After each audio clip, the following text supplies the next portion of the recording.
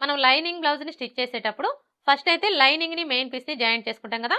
అయితే ఈ లైనింగ్ని మెయిన్ పీస్ని జాయింట్ చేసుకునేటప్పుడు మిషన్తో పని లేకుండా గమ్తో ఏ విధంగా జాయింట్ చేసుకోవాలి అనేది ఇప్పుడు చూద్దాం. ఫస్ట్ అయితే మెయిన్ క్లాత్ని తీసుకొని right side wrong side check చేసుకొని రాంగ్ సైడ్ వచ్చేసి పై వైపున కుండలాగా పెట్టేసుకోవాలి. అర్థమైంది కదా. ఇది వచ్చేసి రాంగ్ సైడ్ అనమాట. ఇలా పెట్టేసుకున్న తర్వాత ఇప్పుడు లైనింగ్ని తీసుకొని ఈ విధంగా పెట్టేసుకోవాలి. ఇలా పెట్టేసుకొని ఇది వచ్చేసి గమ్ బాటిల్ అండి. మనకి బాటిల్ కాస్ట్ వచ్చేసి 17 రూపీస్ అయితే పడుతుంది. మీరు ఒక్క బాటిల్ తీసుకున్నారు అంటే మీకు చాలా బ్లౌజెస్కి అయితే వస్తుందండి. ఇప్పుడైతే మనం ఈ గమ్తో ఎలా జాయింట్ చేసుకోవాలో చూద్దాం. ఫస్ట్ అయితే లైనింగ్ని ఇలా ఫోల్డ్ చేసుకోవాలి. ఇలా ఫోల్డ్ చేసుకొని ఈ విధంగా చిన్న చిన్న డాట్స్ పెట్టుకోవాలి. చూడండి, మీరు ఇలా డాట్స్ పెట్టుకునేటప్పుడు మరీ దూరంగా పెట్టొద్దండి. అలా అని దగ్గరగా కూడా పెట్టనవసరం లేదు. డాట్కి మధ్యలో 1/2 ఇంచి గ్యాప్ ఉంటే సరిపోతుంది. అలాగే మీరు ఇలా డాట్స్ పెట్టుకునేటప్పుడు మీకు లైనింగ్కి ఎంత వీలైతే అంత చివరనగా డాట్స్ అనేవి పెట్టుకోండి.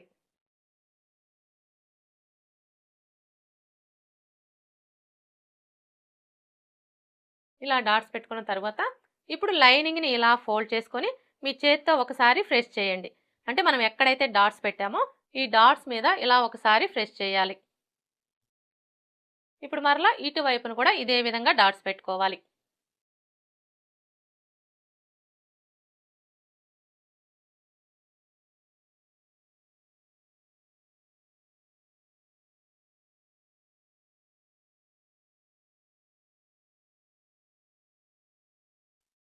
ఇప్పుడు ఒకసారి ఐరన్ చేసుకోవాలి.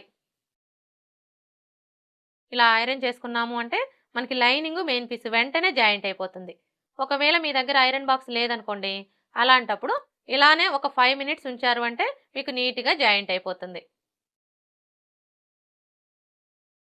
ఇలా ఐరన్ చేసుకున్న తర్వాత ఇప్పుడు ఈ చుట్టూ ఉన్న ఎక్స్ట్రా క్లాత్ మొత్తం కట్ చేసుకోవాలి.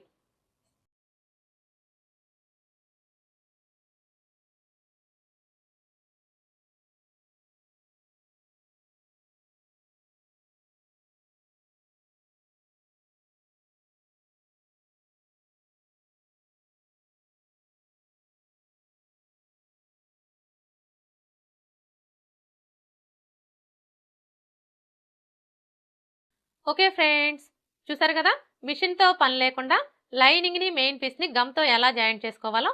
ఈ వీడియో కనుక మీకు నచ్చినట్లయితే లైక్ చేయండి, షేర్ చేయండి, అలాగే సబ్స్క్రైబ్ చేసుకోండి. Thanks for watching.